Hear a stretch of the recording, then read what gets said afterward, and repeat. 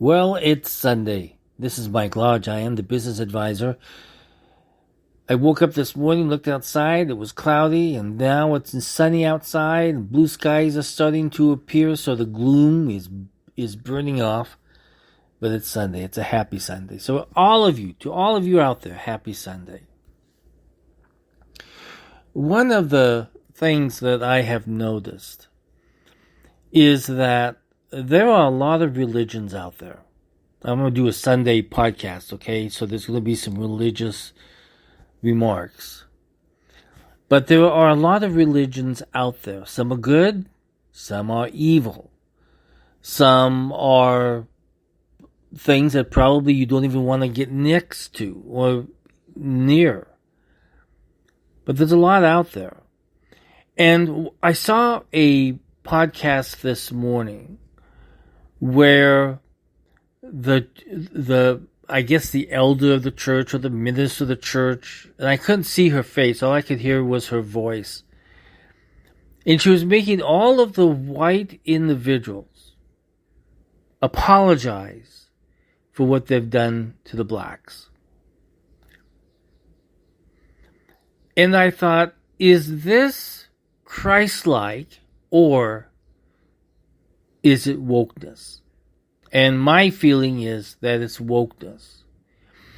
Anytime that you bring in DEI or a woke philosophy or politics into a church, you have now just corrupted the church. When you go to church, you go there to learn about God, you learn about patience, you learn about faith, you learn about the promises that God gives you, the meaning of prayer. I mean, there's a whole variety of religious subjects that you go to church for. And you also go to church because you want to be with like-minded people. Now the problem is, DEI, wokeness, and politics, when it's mixed into a church, God is sent out of the room. God is in the church, in a very holy place, in a synagogue. And He's there to be with you. He's there to help you understand what the message is, to understand what prayer is all about, to understand what helping a fellow Christian or Jewish or Muslim is all about. But once you mix politics, which is evil in itself, unethical in itself,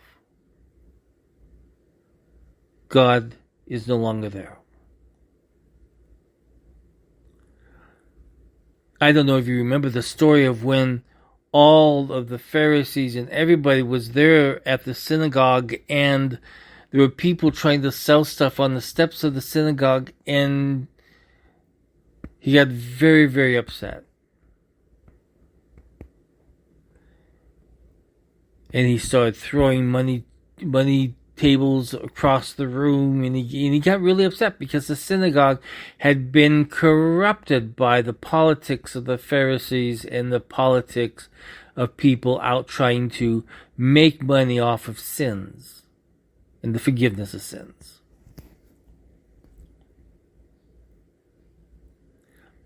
Anytime that politics enters the church, God is no longer there. It has been corrupted. It has been the meaning of what your religious beliefs are put to the side, and politics takes over.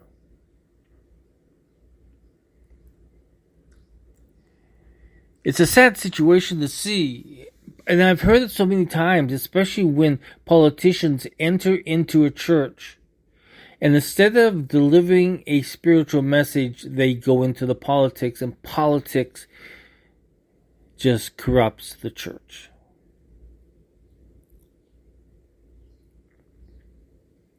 Now, I have heard some politicians that are very good speakers when it comes to religion. Very good. But once they turn that corner and they go into politics, then that corrupts the church. There's so many writings out there about how when politics engulfs the church. I'm going to give you a good story, okay? There is a church in the Philippines, Iglesia de Cristo, I believe is what it's called. They control their members to that when it comes time to vote, the church tells them who to vote for. No independent thinking, no thought about how they believe, but it's what the church tells them to do. Politics corrupts the church. And when that happens, evil steps in. So we have to be very careful about what our ministers say. I remember one time I was at a church in Palm Beach, the very well-known church. And they have ministers who are female ministers. I don't know if I have a problem with that or not. But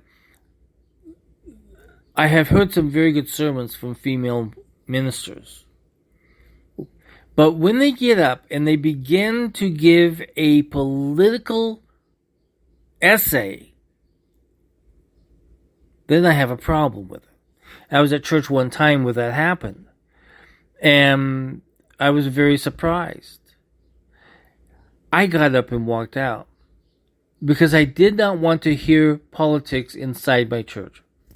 I go there because I want a spiritual blessing. Politics never blesses anybody except the politician. But God blesses everyone who goes into that church and asks. But once politics goes in, it corrupts the church. So we have to be very careful about mixing politics and religion. That's why there's always been a separation of church and state. And that's why the Internal Revenue Code says that you cannot be giving politics, political political talk in church. Is that supposed to be done? You can lose your charitable standing, nonprofit standing. But we see it happening more and more and more. We've got to be very careful about the separation of church and state. Because I'm telling you, once, and I've said it so many times in this podcast to you, once that politics enters into the church, it corrupts the church.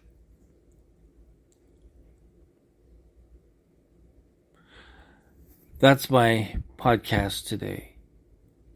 Be very careful. We all know there's good churches out there. There's some evil churches out there. There's some cultish churches out there.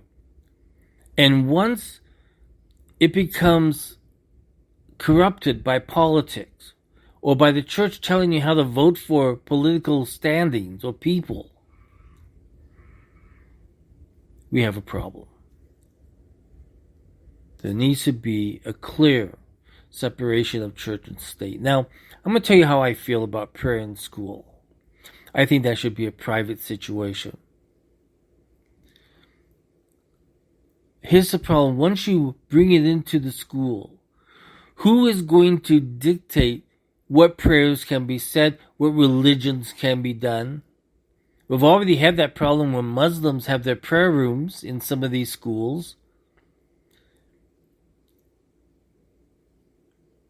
You have to be very careful about what government will begin to tell you once they have the power to allow church into state.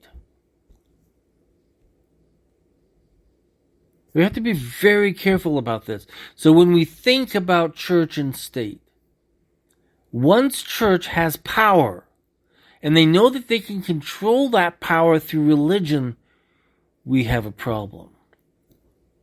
Just like what they have done with transsexuals and all these other things. Once they had that power, because it was a social power that they had, they started to use it against the parents and against the community.